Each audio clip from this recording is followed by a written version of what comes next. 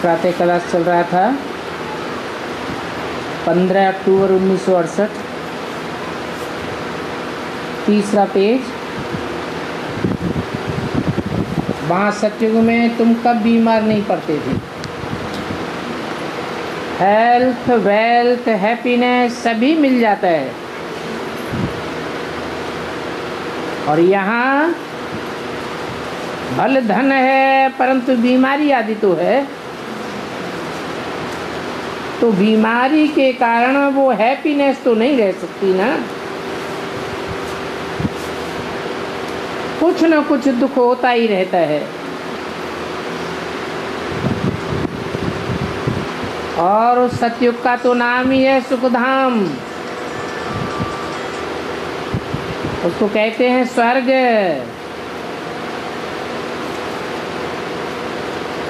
सब स्वस्थिति में जाने वाले हैं। पैराडाइज कहा जाता है।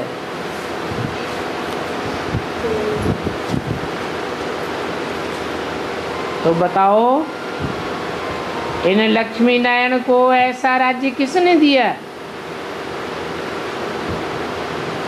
दुनिया में तो ये बात कोई भी नहीं जानते। बल कहते हैं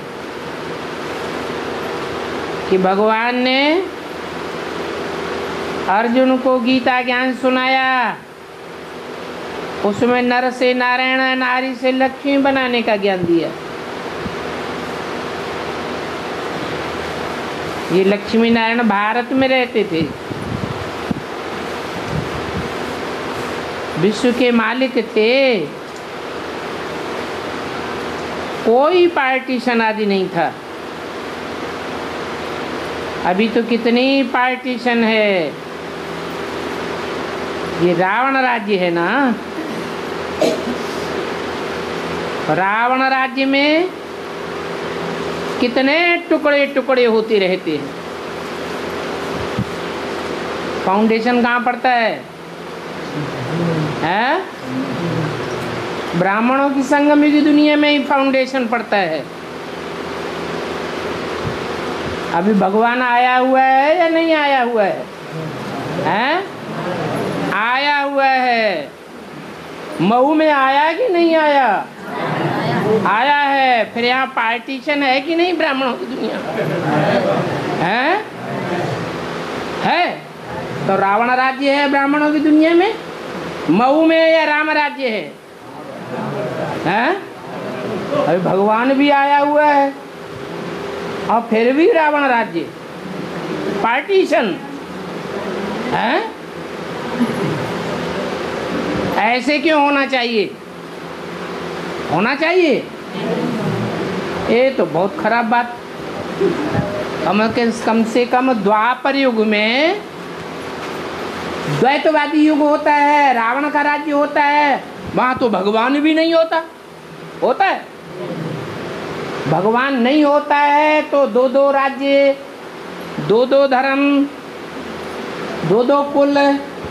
ब्राह्मणों के दो कुल हो जाएं, दो पार्टीशन हो जाएं तो चलता है। लेकिन यहाँ तो क्या कहते हैं? भगवान है आया हुआ है और फिर भी दो दो पार्टीशन। एक पार्टी का दूसरे में नहीं जाता, दूसरे का पार्टी का पहले में नहीं आता। ये तो बहुत खराब बात हो गई है। और नाम रखा है मऊनाथ भंजन।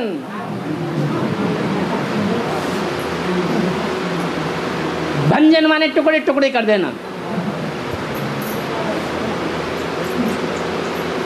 ये कहाँ से नाम डाला हुआ है? काम के आधार पर नाम पढ़ते हैं। तो रावण राज्य है ना। रावण राज्य में कितने टुकड़े टुकड़े हो जाते हैं। फिर आपस में लड़ते रहते हैं। वहाँ तो सारे भारत में इन लक्ष्मी नारायण का ही राज्य था। कोई भी दूसरा राज्य नहीं था। वहाँ वजीर आदि भी नहीं होते हैं सलाह देने के लिए, ऐसा करो वैसा करो। वजीरों की दरकार किसको होती है? बुद्धू राजा को होती है या बुद्धिमान राजा को? राजाएं बुद्धू हो जाते हैं, भिखारी बन जाते हैं, तो उनको वजीरों की राय दरकार होती है। अब यहाँ इस दुनिया में देखो कितने मंत्री हैं, थोड़े मंत्री हैं या ज्यादा मंत्री हैं? मंत्रियों के पगार लगे हुए, क्योंकि जो राज्य चलाने वाला है वो बेअकल है। तो वजीर भी ऐसे ही तमोप्रधान पतित मिले,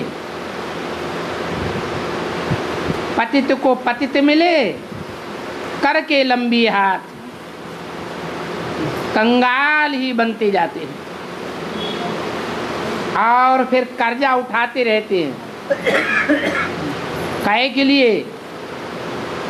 हैं? अभी बिल्डिंगें ज्यादा बन रही हैं कम बन रही हैं? हैं? और ज्यादा बिल्डिंगें बनती जा रही हैं और कर्जा भी और ज्यादा उठाते जा रहे हैं। सतयुग में तो देखो अनाज भी फ्री मिलता है और यहाँ अनाज की कीमत और ये और बढ़ती जाती है। अभी धरती पुरानी है तो फल भी ऐसा ही मिलता है। सतयुग में तो अनाज फल बहुत स्वादिष्ट होते हैं। तुम वहाँ जाकर सभी अनुभव करके आते हो, सूक्ष्म वतन में भी जाते हो तो स्वर्ग में भी जाते हो। अभी बाप बैठ समझाते हैं कि देखो ये सृष्टि का चक्र कैसे फिरता है। पहले भारत में एक ही आदि सनातन देवी देवता धर्म था, उस समय दूसरा कोई धर्म नहीं था। फिर द्वापर में रावण राज्य शुरू होता है। कहाँ शुरू होता है? हैं? उसका नाम द्वापर क्यों रखा गया है? द्वैतवादी है।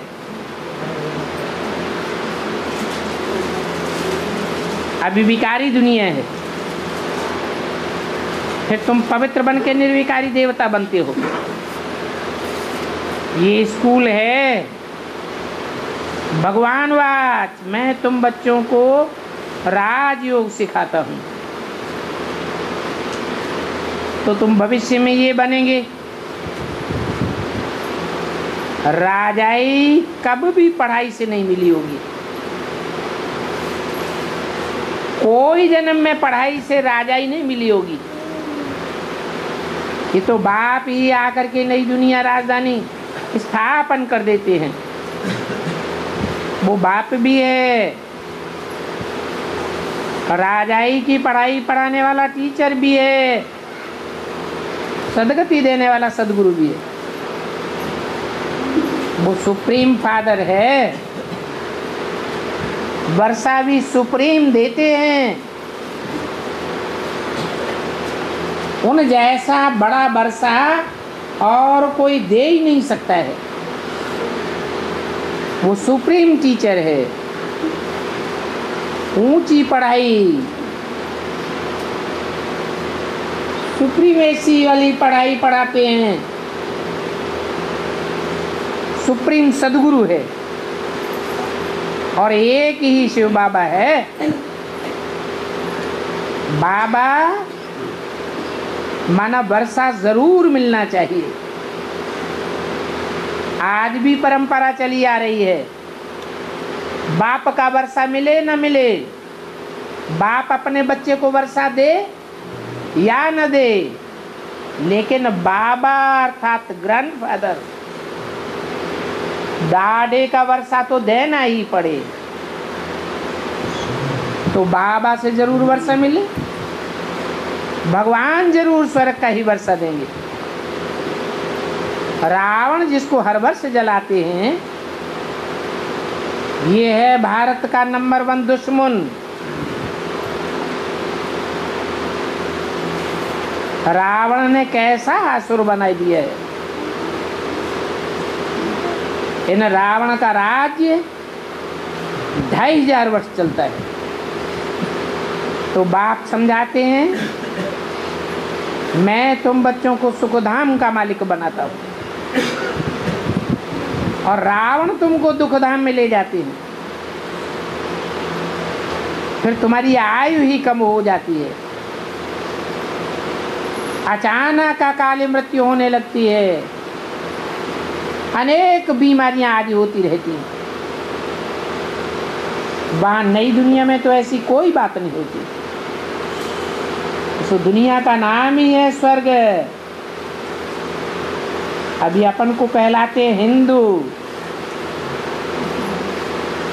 क्योंकि पतित हैं तो देवता कहलाने लायक नहीं है।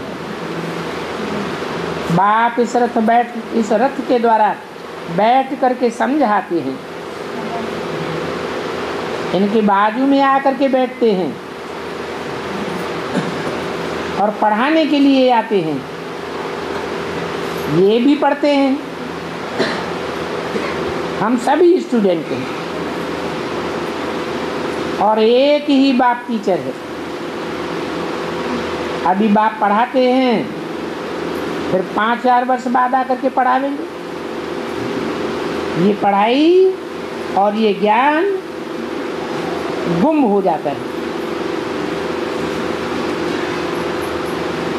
क्योंकि तुम पढ़ करके देवता बन जाते हो, तो फिर पढ़ाई और ज्ञान की दरकार ही क्या। 2500 वर्ष सुख का वर्षा तुमको मिलता है, फिर होता है दुख। रावण का शाप मिल जाता है। अभी भारत बहुत दुखी है, ये दुखधाम है। पुकारते भी है, पतित पावन आओ, आकर के हमको पावन बनाओ।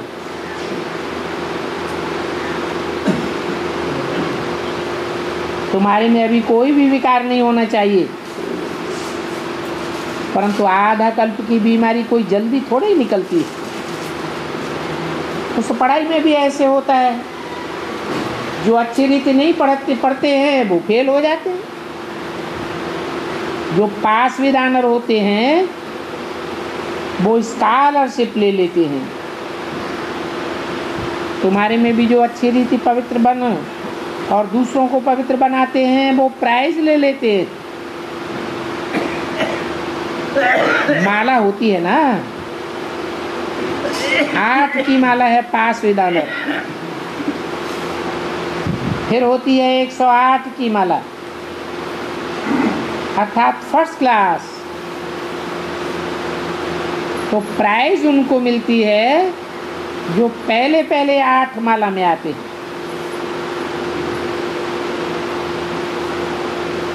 जिनकी माला सिमरी जाती है तो वो थोड़े ही इनका रहस्य समझते हैं। माला में ऊपर है फूल, फिर होते हैं 2 दाने मेरू, क्योंकि स्त्री और पुरुष दोनों ही पवित्र बनते हैं। ये लक्ष्मी नारायण पवित्र थे ना, ये स्वर्गवासी कहलाते थे। यही आत्माएं फिर पुनर्जन्म लेते लेते अभी पतित बन गई, फिर यही पावन बन करके पावन दुनिया में जावेंगे। तो फिर से इनको ऐसा पवित्र बनना है। ये वर्ल्ड की हिस्ट्री ज्योग्राफी रिपीट होती है।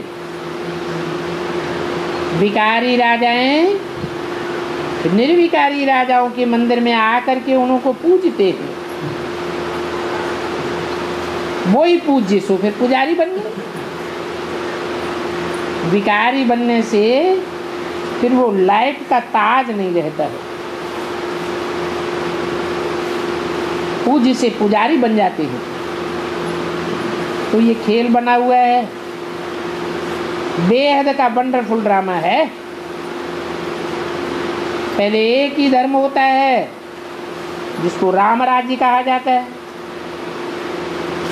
फिर और धर्म वाले आते हैं। तो देखो ये सृष्टि का चक्र कैसे खुलता है। इस चक्र को एक ही बाप समझा सकते हैं,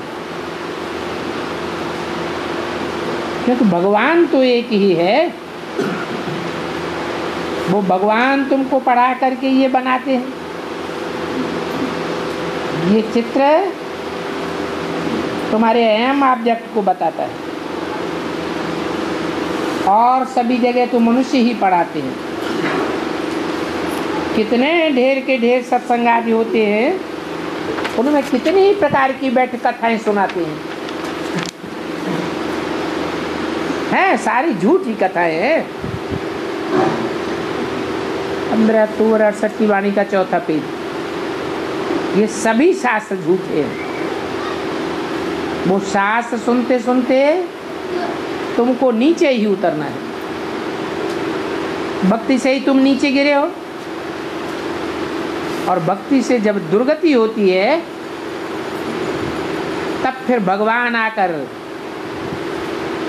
ज्ञान के द्वारा सद्गति देते हैं। अभी भारत बिल्कुल गिरा हुआ है, कितना गंध लगा पड़ा है, कितनी जेल शादी हैं, और कितनी खून रेजी आदि होती रहती हैं। ये है ही दुखधाम,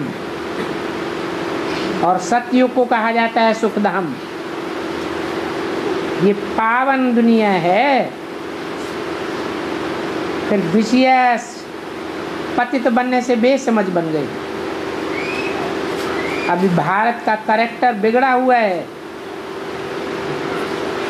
क्योंकि विषय से है। पहले भारत पवित्र था तो कैरेक्टर्स बहुत अच्छे थे, अभी वो पवित्रता नहीं है। तो देखो चारों ओर दुखी ही दुख है, और ये सुख दुख का चक्र फिरता ही रहता है। ये ज्ञान अभी तुम बच्चे सुनते हो, फिर भूल जाएंगे। फिर जब आप आवेंगे तो यही ज्ञान मिलेगा। तुम बेहद के सारे विश्व की मालिक बन जाते हो।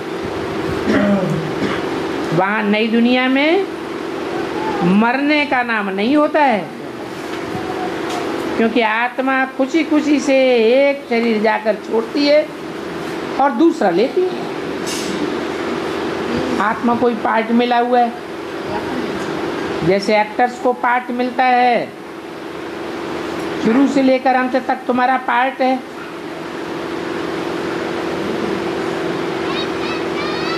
तुम बच्चों को ही बाप बाप पढ़ाते हैं। तो ये बेहद का ड्रामा है, और इसको समझने वाले भी तुम हो। समझने से ही तुम सुखधाम के मालिक बन जाते हो। अभी तो दुख की दुनिया, आत्माएं आती रहती हैं, जाड़ वृद्धि को पाता रहता है। पीछे वाली आत्माएं आती है दुखधाम में। तो ये दुख और सुख का ड्रामा बना हुआ है। जो ज्ञान नहीं लेते हैं वो पीछे दुखधाम में आते हैं। मनुष्य को पहले सुख और पीछे दुख होता है। नई दुनिया सो फिर पुरानी होती है। ये बेहद की बात है। बाप नई दुनिया स्वर्ग बनाए रहे हैं, और तुम स्वर्ग के लिए पढ़ रहे हो। तो राजधानी नंबरवार होती है स्थापन, और नंबरवार उस राजधानी में पास होकर जाते हैं। या तो राजा बनेंगे या तो प्रजा बनेंगे। अगर ऐसे नहीं बनता तो ये सत्य की राजधानी कहाँ से आती? ये राजधानी स्थापन होती है संगम युग पर। कलयुग है पुरानी दुनिया, सतयुग है नई दुनिया। बाप आकर के पुरानी दुनिया को नई दुनिया बनाते हैं। नई दुनिया में कोई भी प्रकार के विकार नहीं होते हैं। इसलिए तुम बच्चों को अपने अंदर से 5 भूतों को निकालना है। इस पुरुषार्थ में ही मेहनत लगती है। बाप को याद न करने से फिर भूत पकड़ लेते हैं। क्या कहा है? रुद्रमाला के मण के रुद्राक्ष की माला कही जाती है। रुद्राक्ष में कोई में 1 मुख होता है, कोई में 2, कोई में 4, कोई में 8, कोई में 14 मुख भी होते हैं। ये 14 मुख किस बात की निशानी है?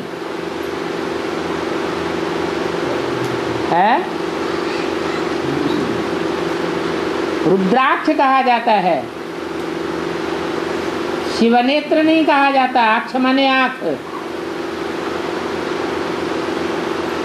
शिवनेत्र तो एक शंकर को ही दिखाते हैं।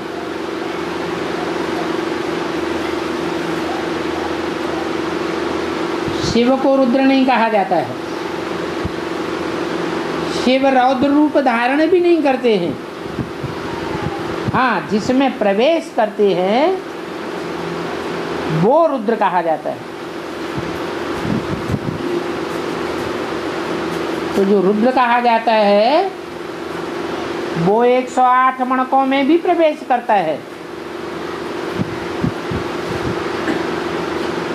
तो 108 रुद्राक्ष मणकों में एक एक मुख दिखाना चाहिए। अनेक मुख क्यों दिखाए जाते हैं?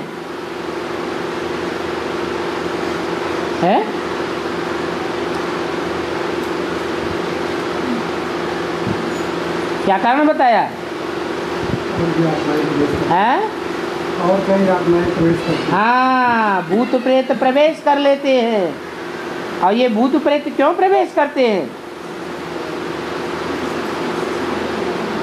एक में क्यों नहीं प्रवेश करते?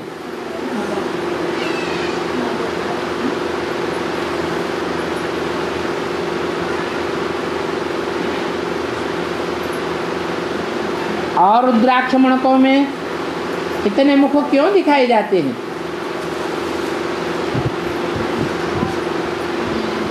क्योंकि जितनी आत्माओं ने प्रवेश करके मुख धारण किया है उस मुख से अनेक प्रकार की बातें बोली है। उनकी यादगार बने हुए हैं वो मुख। एक मुख से बात नहीं करेंगे, बार बार बात को पलटेंगे। तो रुद्राक्ष के मणकों में अनेक मुख भी दिखाए जाते हैं। जो यादगार है कि बच्चों में भूत भी प्रवेश करते हैं। क्यों प्रवेश करते हैं? क्योंकि बच्चे याद नहीं करते हैं। याद न करने से भूत पकड़ लेते हैं। बाप को याद करने से पाप भस्म हो जाएंगे। तो अभी पाप नहीं करना है, परंतु माया ऐसी है जो पाप कराए ही देती है। इसलिए बच्चों को इतनी सावधानी दी जाती है। बच्चे नंबरवार पढ़ते हैं। जो अच्छी रीति खुद पढ़ते हैं उनकी निशानी क्या होगी?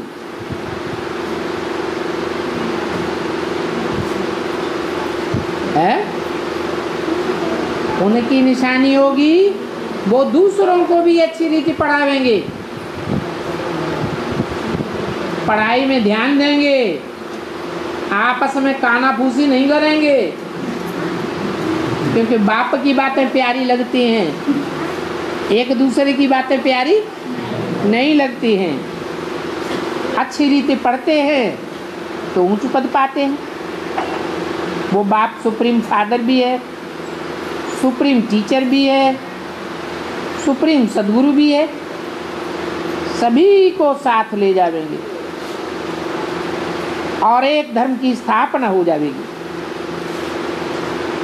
यहाँ तुम बच्चों को ये शास्त्र आदि की बातें सब भूल जानी। क्या याद रहना है? एक बाप की बातें याद रखनी है। अंत में वो भी भूल जाएंगे। एक बाप दूसरा न कोई। पवित्र बनना है ना, वहां तो कोई विकार नहीं होता। ये देवताएं हैं ही मोहजी, अकाल मृत्यु कभी होता नहीं है, रावण ही नहीं होता। योग बल से पहले साक्षात्कार होता है। अभी हम ये पुराना शरीर छोड़ जाकर के गर्भमल में प्रवेश करेंगे। यहाँ तो देखो गर्भ जेल है, सजाएं भी खानी पड़ती हैं। ए तुम लोग बाहर निकलो, उठो यहाँ से, उठो उठो उठो। नहीं तो कान पकड़ो, अभी बात नहीं करेंगे। पकड़ो पकड़ो, जो कान नहीं पकड़ते वो बाहर निकलो। कान पकड़।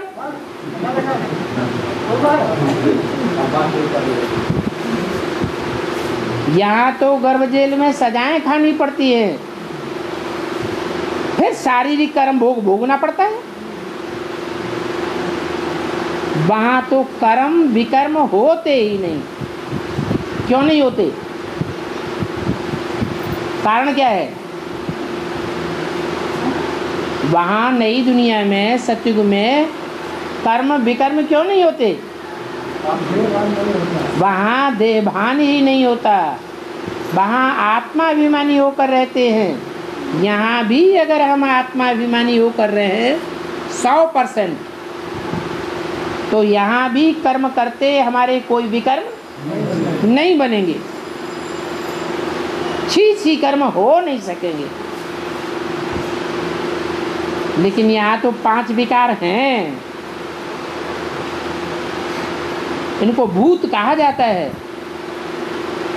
इन भूतों को आकर के बाप ही निकालते हैं। तो भक्ति मार्ग में कहाँ ले जाते हैं भूत निकलवाने के लिए?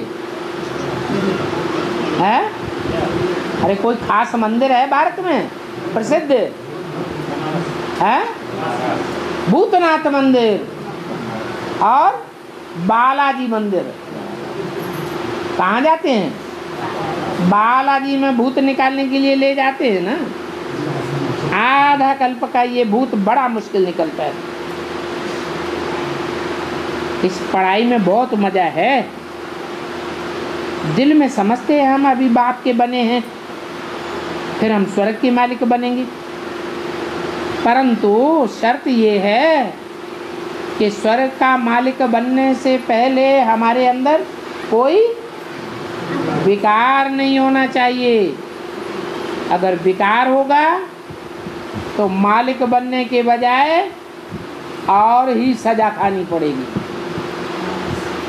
और पद भी भ्रष्ट हो जाएगा। विकारी बनते हैं तो बच्चे फौरन लिखते हैं बाबा हम गिर गए, अभी हमारे ऊपर रहम करो। बाप कहेंगे जो कुछ भी होता है, तुमने जो भी किया वो सारी कमाई चट हो गई, अभी फिर नए सिरे तुमको मेहनत करनी पड़े। तुम्हारा पद भी भ्रष्ट हो जाता है, मेहनत लगती है, कायदे बहुत है। शादी भी भल करे, परंतु पवित्र रहने से विश्व की बादशाही मिल सकती है। तो हम क्यों न एक जन्म के लिए पवित्र बने? ये पतित दुनिया खत्म हो जाएगी। फिर ये प्रश्न ही नहीं उठ सकता कि दुनिया कैसे चलेगी। अरे इतने ये 400-500 करोड़ मनुष्य सब खलास हो जाएंगे क्या? हाँ, सिर्फ छोटा सा भारत ही बचेगा। ये समझने की बात है। सच बाप सच खंड में ही आते हैं और खंड झूठ खंड हैं। झूठ टिक नहीं सकता। तुम बच्चे अभी नॉलेजफुल बन रहे हो और बाप ही तुमको नॉलेजफुल बनावेंगे। अभी बाप कहते हैं मुझे याद करो, तो तुम भी सच्चे बाप के सच्चे बच्चे बन जावेंगे, सचखंड में चले जावेंगे। बच्चे को कोई घड़ी घड़ी कहना नहीं होता है कि मुझे याद करो, और यहाँ बाप को कहना पड़ता है। क्यों? है? लौकिक बच्चे होते हैं तो बाप बच्चों से घड़ी घड़ी कहता है मुझे याद करो, बाप नहीं कहता। लेकिन बच्चे ज्यों ज्यों समझदार होते जाते हैं, बड़े होते जाते हैं, बाप को याद करते हैं कि बाप से हमें वर्षा मिलेगा, तो वहाँ कहना भी नहीं पड़ता, बिना कहे ही याद करते हैं। और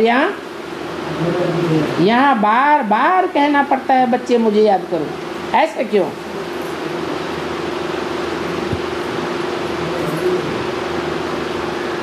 क्योंकि वहाँ कहने वाला बाप भी देह अभिमानी है और यहाँ बाप आत्मा अभिमानी है। बाप नहीं कहता, उसे अहंकार रहता है, याद करे तो करे, न करे तो न करे, करेगा तो वर्षा दूंगा, नहीं करेगा तो वर्षा नहीं दूंगा। और यहाँ तो बाप कहते हैं कोई याद करे या न करे, सुख और शांति का वर्षा सब बच्चों को दूंगा, शांति धाम सब बच्चों को ले जाऊंगा।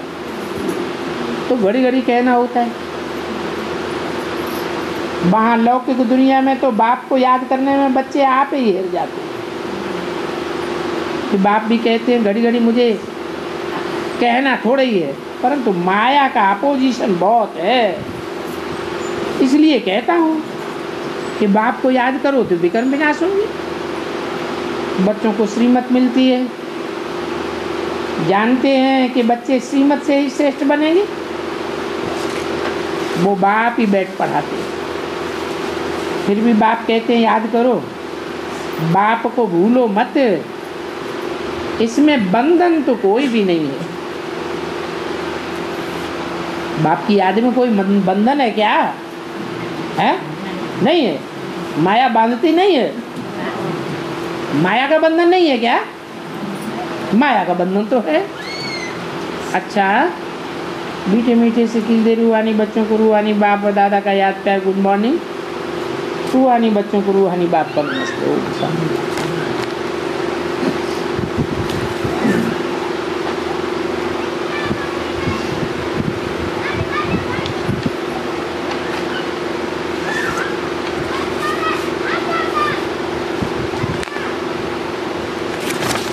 छोटा सा रात्रि क्लास है, 16 अक्टूबर 1968 का। यहाँ बच्चों को अनुभव भी सुनाना पड़ता है, क्योंकि ये पढ़ाई है। बाप ने समझाया है ज्ञान और भक्ति दोनों अलग अलग बातें हैं। ज्ञान को पढ़ाई कहा जाता है, इसमें अहम ऑब्जेक्ट है। ये अहम ऑब्जेक्ट है मनुष्य से देवता बनने की। भक्ति में कोई अहम ऑब्जेक्ट नहीं होती है, और ये ज्ञान में कोई भक्ति नहीं है। देवताएं तो बरोबर इनके राज्य में थे, स्त्री पुरुष दोनों ही पवित्र थे, उनको कहा जाता है पवित्र दुनिया। सतयुग में भारत बहुत धनवान था, विलायत वाले भी आए तो यहाँ आमदनी के लिए आए, कितना आकर के डेरा डाला। फिर आस्ते आस्ते विदेशियों ने, विलायत वालों ने भारत की राजधानी ले ली, धन के लिए आए थे, कितना धन अतिचार ले गए, अनाज आदि सब यहाँ से ही जाता था। भारत को अभी भूख है, तो वहाँ से लाखों टन अनाज मंगाते। पहले भारत ही कितना साहूकार था, और तो कोई दूसरे धर्म वाले इतने साहूकार नहीं थे। झाड़ में क्लियर दिखाई पड़ता है। तो कहानी बन गई है। तुम भी समझाते हो 5000 वर्ष पहले भारत में सिर्फ एक ही देवी देवता सनातन धर्म था। ये लक्ष्मी नारायण छोटेपन में राधे कृष्ण थे। अभी तो कलयुग है, पहले सतयुग था। तो सतयुग से कलयुग कैसे बना? सचखंड से झूठ खंड कैसे बना? ये एक कहानी बन जाती है।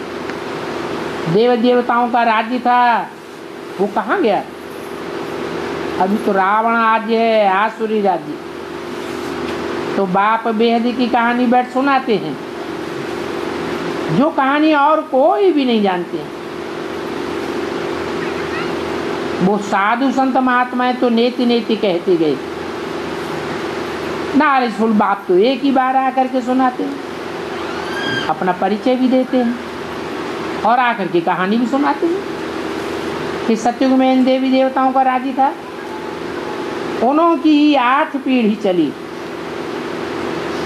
इन्हों की हिस्ट्री और ज्योग्राफी बात सुनाते हैं। इनकी हिस्ट्री ज्योग्राफी और कोई जानता ही नहीं है।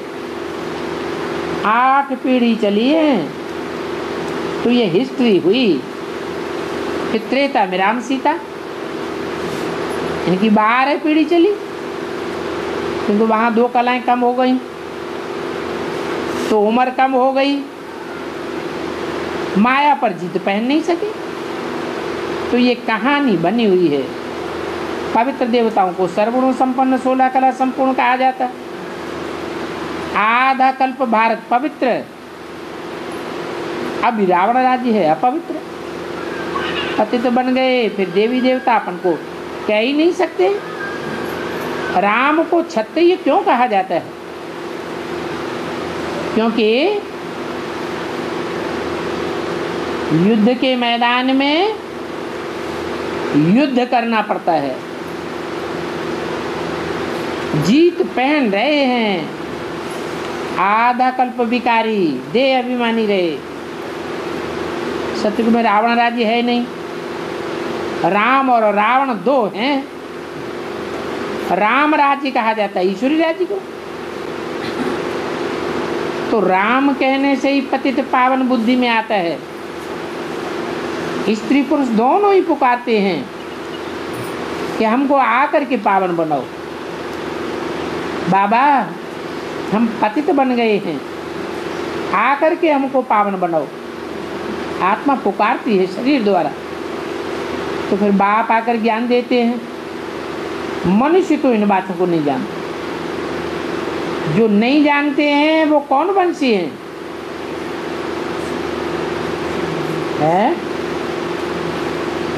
जो बाप को नहीं जानते, बाप के ज्ञान को नहीं जानते, वो कौन से वंशी हैं? शूद्र वंशी हैं। तो बेसिक वाले कौन से वंशी हो गए? है? बाप को जानते हैं, बाप के ज्ञान को जानते हैं, तो शूद्र वंशी हैं न जानने वाले। शूद्र से ब्राह्मण बने। ब्राह्मण तब बने जब उनका ब्रह्मा इस दुनिया में मौजूद हो। ब्रह्मा मौजूद है, इसलिए मुरली में पूछा उन ब्राह्मणों से, पूछो तुम्हारा ब्रह्मा कहाँ है? तो कहेंगे सूक्ष्म वतन में। अब ब्रह्मा सूक्ष्म वतन में, तो तुम ब्राह्मण यहाँ कहाँ से आ गए? ब्रह्मा भी यहाँ चाहिए और ब्राह्मण भी यहाँ चाहिए, फिर ब्राह्मण से देवता बने। तुम्हारा ये विराट रूप का चित्र भी है। श्री कृष्ण के 84 जन्मों की कहानी भी है। ये राधे की भी कहानी है, तो कृष्ण के भी 84 जन्मों की कहानी है। फिर ब्रह्मा सरस्वती के भी 84 जन्मों की कहानी कहेंगे, क्योंकि ब्राह्मण ही सुदर्शन चक्रधारी बनते हैं। ये लीप युग है। ब्रह्मा ने कितने जन्म लिए? कहेंगे 84। ये पहले पहले कौन था? कहेंगे कृष्ण। फिर गिरते गिरते पतित बने। तो ये भी पतित बनाना भी क्यों लगा दिया है? यह ब्रह्मा भी पतित बनाना भी क्यों लगा दिया? ये भी पतित बना और तुम भी पतित बने। फिर भाग्यशाली रथ चाहिए।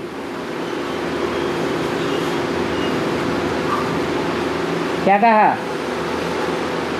है? भाग्यशाली रथ कौन सा हुआ? ब्रह्मा हुआ या कोई और बाद में हुआ?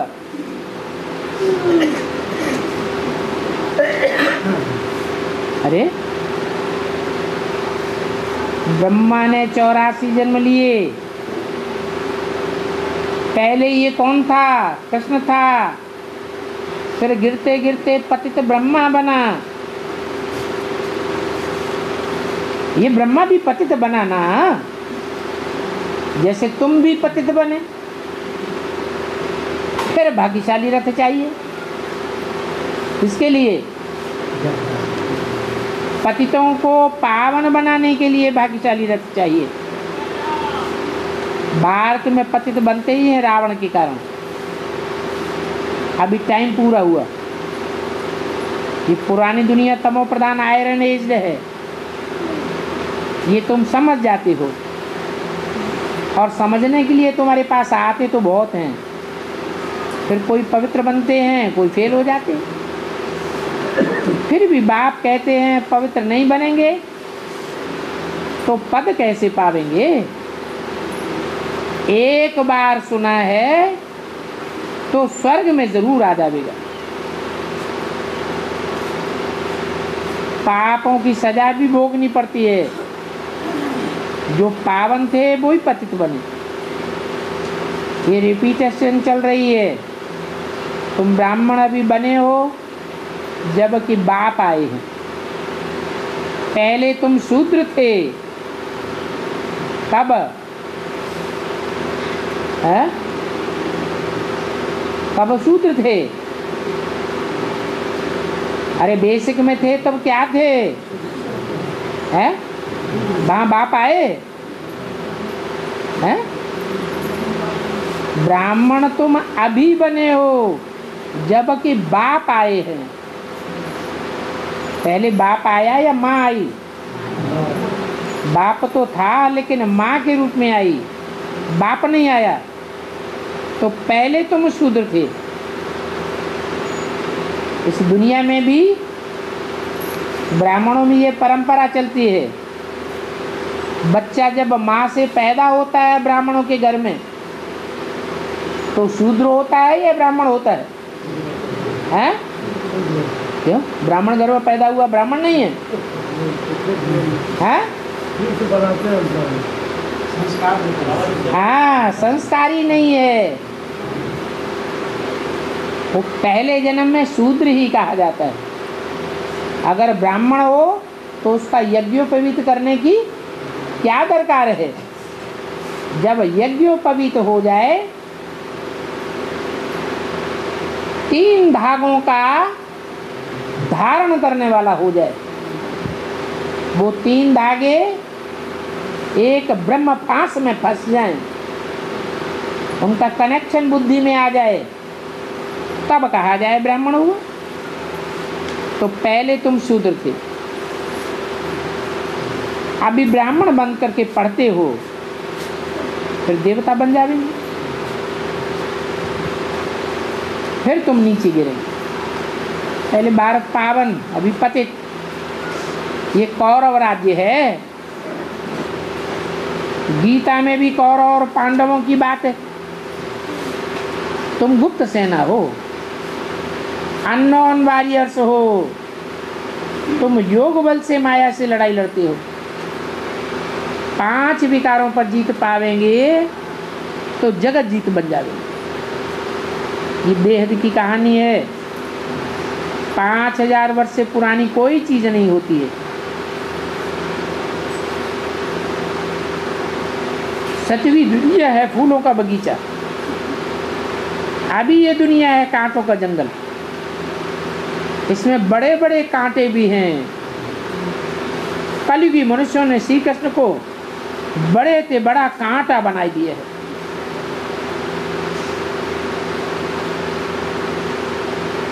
क्या कहा है? कौन सी आत्मा हुई बड़े से बड़ा कांटा है? श्री कृष्ण माना। दूसरा नाम ब्रह्मा, तीसरा नाम है? है? अरे तीसरा नाम भी बता दो। दादा दादा लेखराज। अच्छा, वो रचना है कि रचयिता है? रचना ज्यादा है पावरफुल होती है या रचयिता ज्यादा पावरफुल होता है? तो कैसे कह दिया कि कृष्ण बड़े से बड़ा कांटा है? उसका बाप उससे बड़ा कांटा नहीं हुआ है?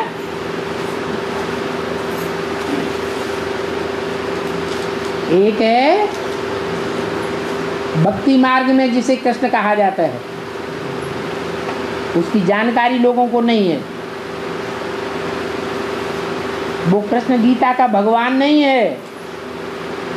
और एक है संगम युगी कृष्ण, जिसे बाप भगवान आकर के भगवान भगवती बनाते हैं। तो संगम युगी कृष्ण जो बड़े से बड़ा फूल बनता है, उस फूल का नाम क्या है? अरे बड़े फूल का नाम क्या होता है? कमल फूल, किंग फ्लावर। जो किंग फ्लावर होता है स्वर्णिम युगी संगम युग में, वो ही कलयुग के अंत में बड़े से बड़ा कांटा बनता है। कहते हैं उनको 16,108 रानियां थी। दादा लेखराज को थी क्या? है? तो बड़े से बड़ा कांटा कौन हुआ है? कौन हुआ? संगम युगी कृष्ण।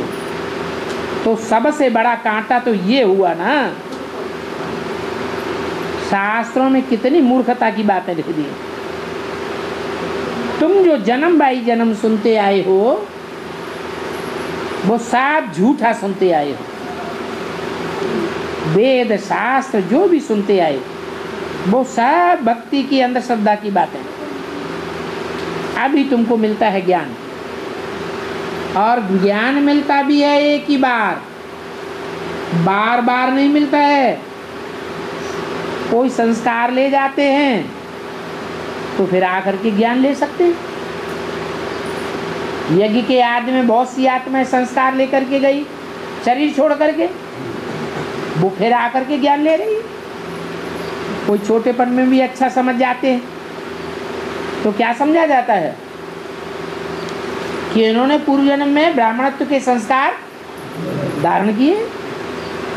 तुम्हारे से जो जाते हैं तो जरूर संस्कार ले जाते हैं, फिर आकर के ज्ञान लेते हैं। ओम शांति।